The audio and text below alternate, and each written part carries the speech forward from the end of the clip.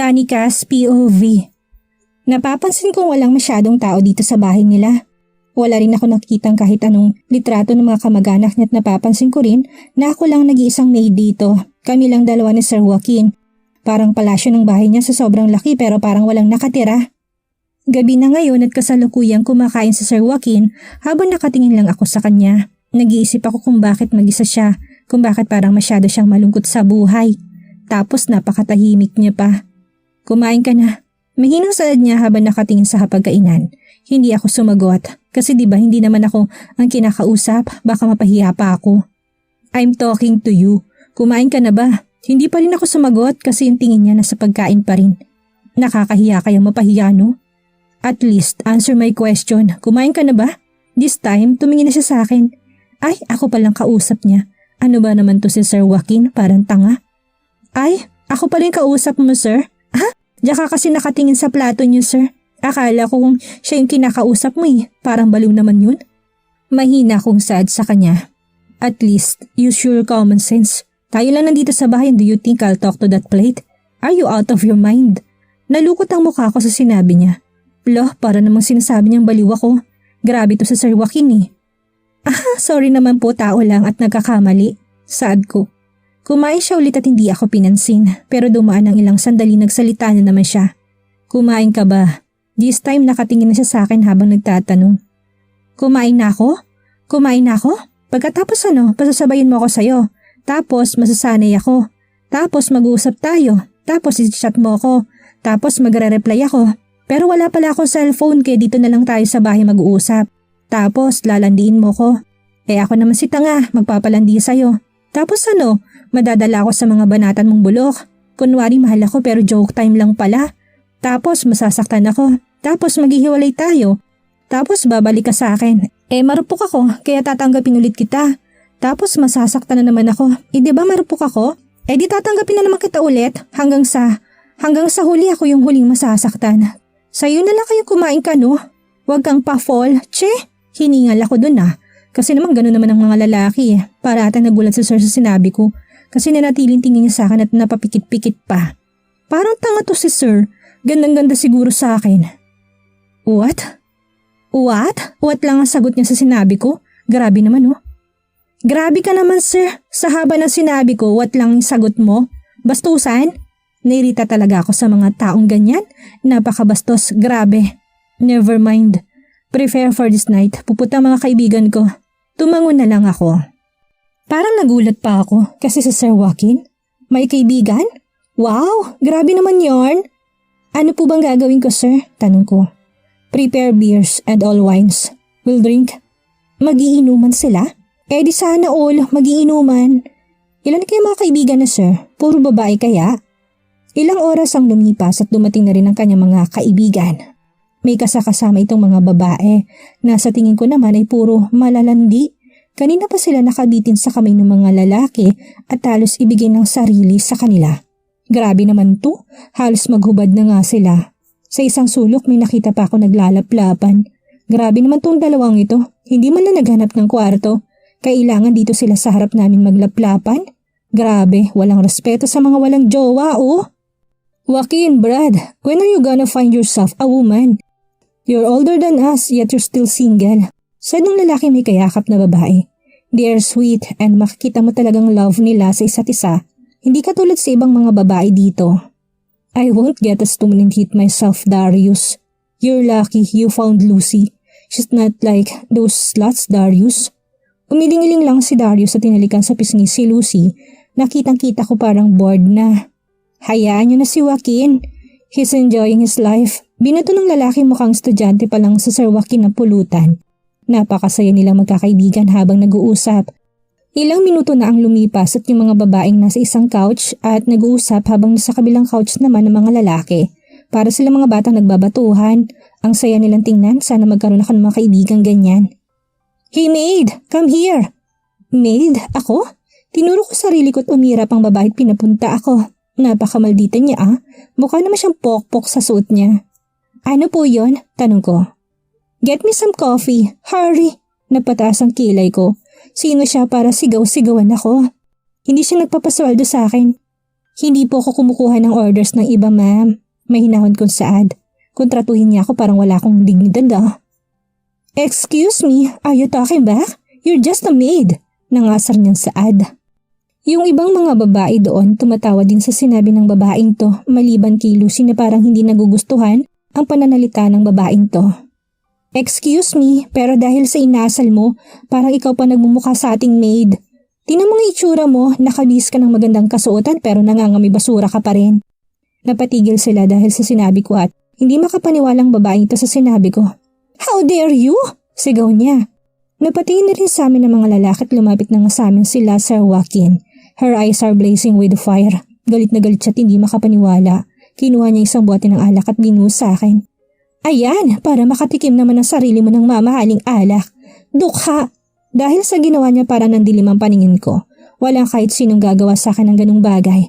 Everyone gasped pero hindi nagtagal, tumawang iba. Pia! Si Lucy ang sumigaw. Hindi niya nagustuhan ang ginawa sa akin ng babae.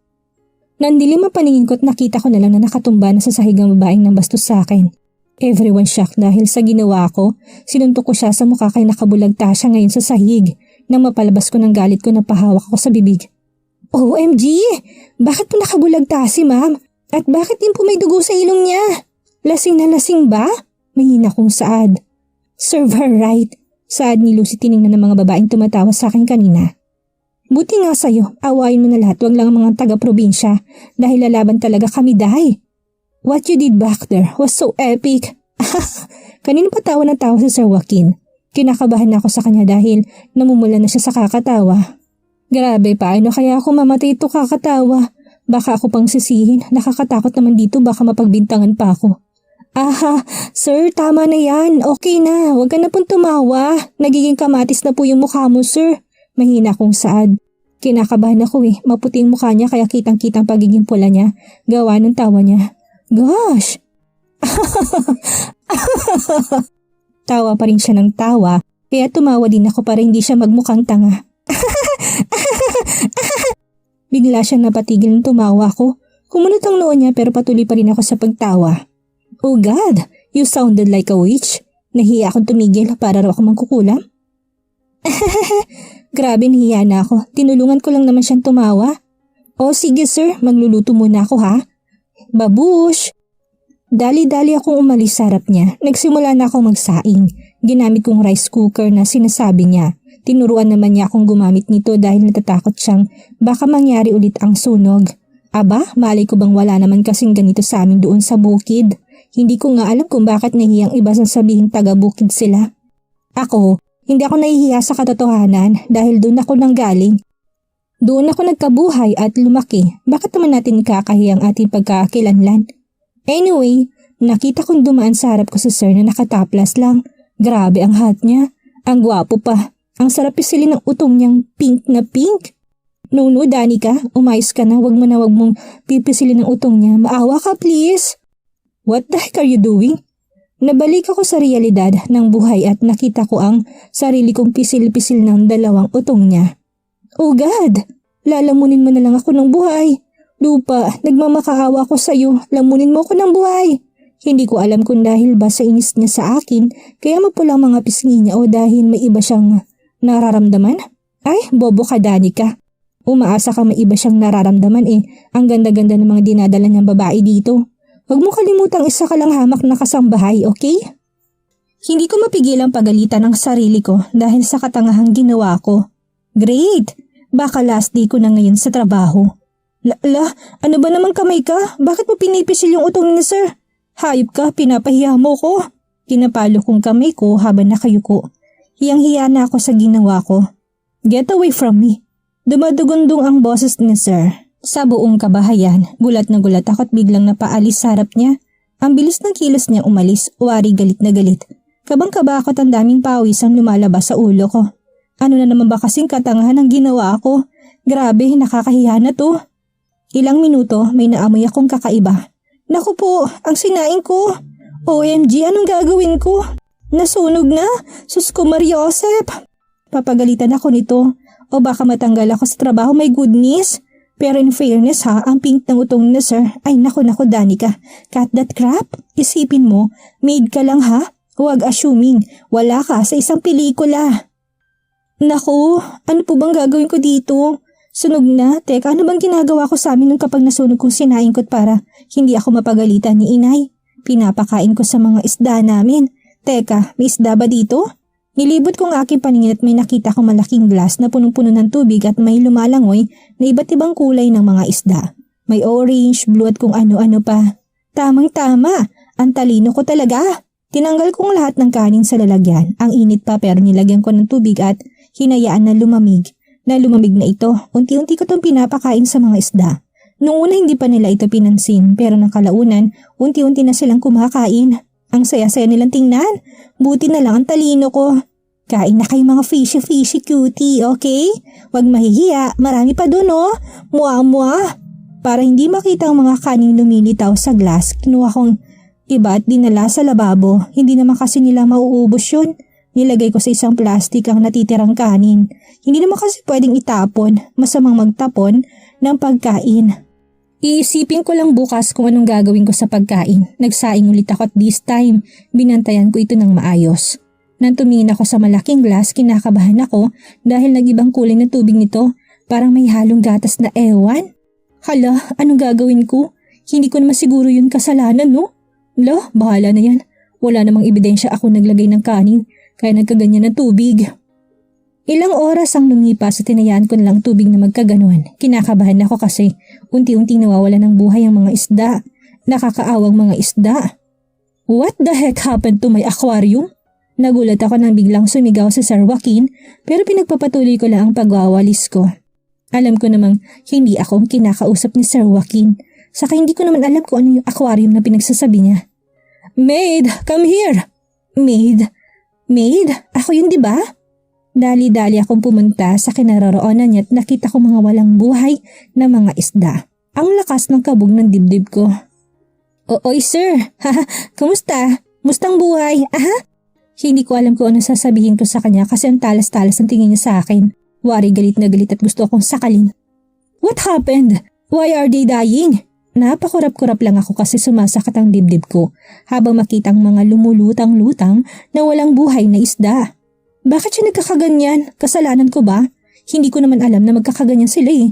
Hindi ko na malay na tumulo ng mga luha ko habang unti-unting lumalapit sa malaking glass. Patawarin niyo ko.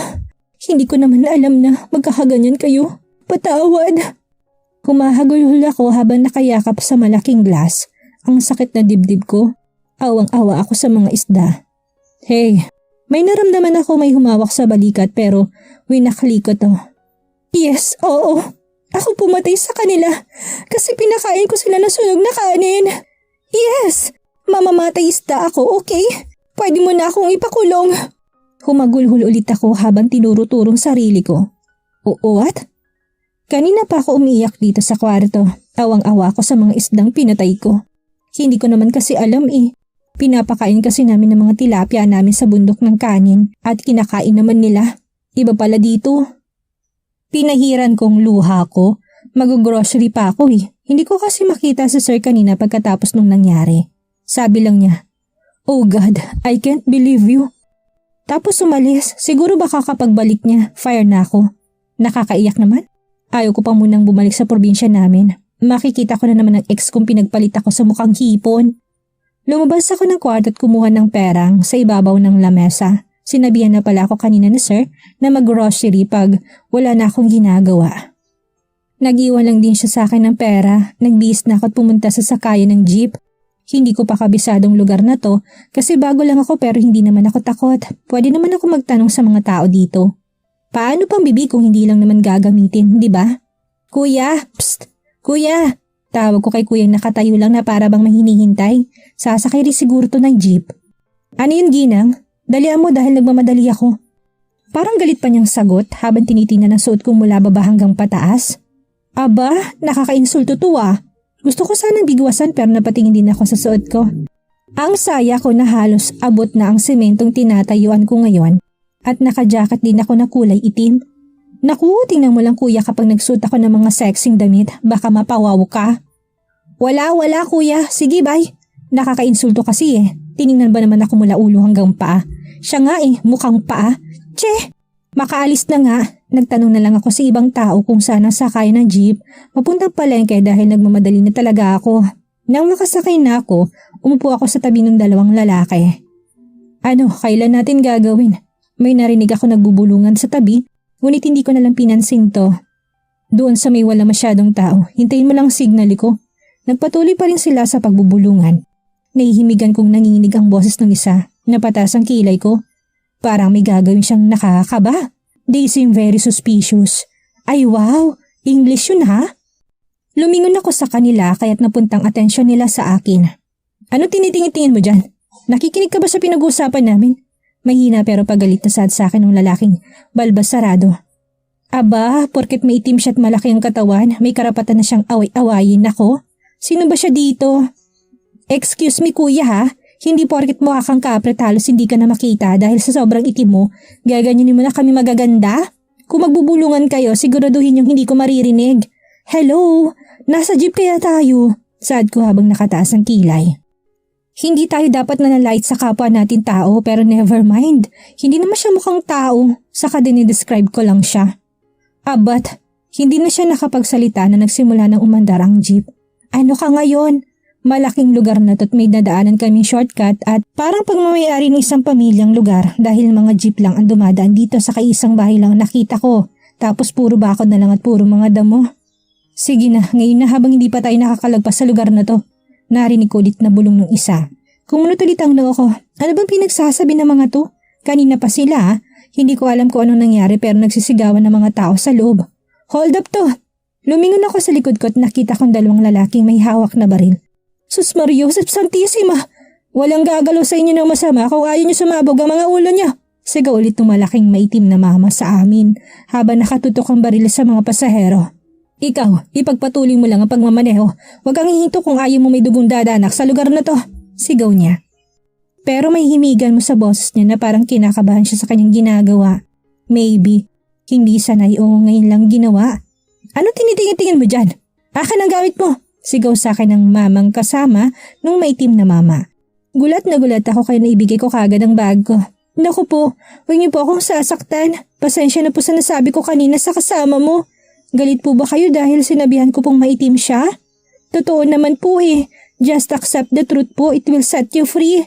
Saad ko habang nakataas ang kamay pagkatapos nilang makuha lahat ng gamit ko. Unti-unti na nilang kinuha ang mga gamit ng mga tao sa loob. Is this the end of my life? Saklap naman, hindi pa ako nakakaranas ng langit pero mamamatay na ako. #forevervirgin. Kung may mahalaga pa kayong tinatago, ibigay nyo na sa amin. Papasabugin ko mga ulo nyo kung may nakita pa kami pwede naming makuha. Pero tinatago nyo, maliwanag? Halong ka ba niya sigaw? Mahalagang tinatago? Kung hindi ibibigay, papasabugin ang ulo? Sus Mariosep, ayaw ko sumabog ang ulo ko. Ako, may tinatago pa po ako. Mahalaga po to. Ibibigay ko na po sa inyo, huwag niyo lang po akong patayin. Nagkatinginan silang dalawa at ngumiti. Akin na, ibigay mo na sa amin. Saad nung mamang maitim. Tinaas kong suot kong black na jacket at unti-unting tinanggal ang bara ko. Nahirapan ako noong una pero natanggal ko naman. Halos hindi sila makapaniwala sa ginawa ko. Pinaglolo ko mo ba kami? Bara? Anong gagawin namin dyan sa bara mo? Abay kung hindi nila tatatanong, galing pa yan sa lola ng lola kung pinamana yan sa akin. Kaya dapat ko itong ingatan para mapamana ko pa sa mga apo ko. Naku kuya, kung hindi niyo po natatanong, bara pa po yan ng lola na pinamana sa akin at ipapamana ko rin sa mga apo ko. Sabi niyo po napakahalaga, kaya po yan, ang ibinibigay ko kasi sobrang mahalaga po yan. Ingatan niyo po sana mga kuya kasi ipinamana ko yan sa inyo. Hindi ko alam kung bakit galit na galit sila nagkatingin sa akin na para bang nagpapatawa ko at hindi sila natawa. Buisit kang babae ka! Sigaw ng isa kay napatili ako. Bang! Eto na ba katapusan ko? Sus Mariosep, hindi pa ako nakakaranas ng langit. Pero mamamatay na ako. Ano ba namang buhay ito? Sigaw ko, sumisigaw na rin kasi mga pasahero. Takot na takot ako, ngayon lang ako nakarinig ng putok ng baril. Diyos ko Lord, sana hindi na lang pala ako pumunta rito sa Maynila. Sana sa probinsya na lang ako. Mas mabuti pa sanang buhay ko kung doon lang ako sa amin. Maawa po kayo sa amin. Huwag niyo po kami patayin. May mga anak po ako. Kuya, naghihintay sa akin ang pamilya ko sa bahay. Maawa po kayo. Please. Iba't ibang daing namin. Takot na takot kami sa pwedeng mangyari sa amin ngayon. Magsitahimik kayo. Hindi ko alam kung bakit nangangatalang mag-hold up sa amin. Pawis na silang dalawa. Ngayon ko lang napansin na nanginginig pa rin sila. Nang pumutok ang baril kanina, walang tinamaan sa amin pero lumusot ang bala sa bubong ng jeep. Sana walang matamaan sa labas. Pare, kailangan na nating makaalis dito. Malapit na tayong lumagpas sa lugar na to. Marami ng tao mamaya. Baka mahuli na tayo ng mga pulis. Nangangatala-tila takot at takot na saad sa kanya ng kasama niya. Patuloy lang ang biyahe namin. Naramdaman ko rin na mabilis ang andar namin. Iniisip siguro ng driver na baka paglampas namin sa lugar na to ay maililigtas kami. Kunin mo na yung mga gamit ng iba. Dalian mo! Nagmamadaling inablot na lalaki mga bag ng kahit sinong pasahero sabay tutok ng baril sa kanila. Hindi ko alam pero kung ano nangyari sa kanya dahil nangangatal at kabang-kaba siya kaya nabitawan niyang baril.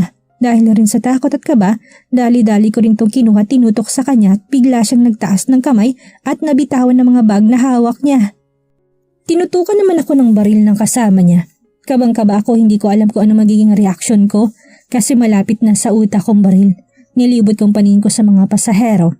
Naghihintay na tulungan ako pero lahat sila'y takot. Halos babae rin pala sila. Itong dalawang lalaki lang na nang hold up sa amin ng lalaki sa jeep na to. Ano ba naman kayo kuya? Hindi na po kayo mabiro. Isa sa uli ko nga po itong baril eh. Binigay ko kay kuya ang baril. Eto na po kuya oh, tinulungan ko lang po kayong pulutin to. Kasi naawa ko sa'yo dahil ang dami mong ginagawa. Sinusunod mo lang yung utos nitong isa. Ikaw na nga yung sumigaw ng hold up diba? Ikaw pa yung kumuha sa mga bag habang tong kasama mo pa easy-easy lang sa buhay. Payag ganun kuya? Ako hindi eh, kung ako sa'yo sinampiga ako na yan. Hinablot ni kuyang maitim sa akin ng baril at parang napaisip. Ang dali namang paglaruan nito. Sa ginawa niyang reaksyon parang alam ko nang gagawin ko. Tumahimik ka mabae ka.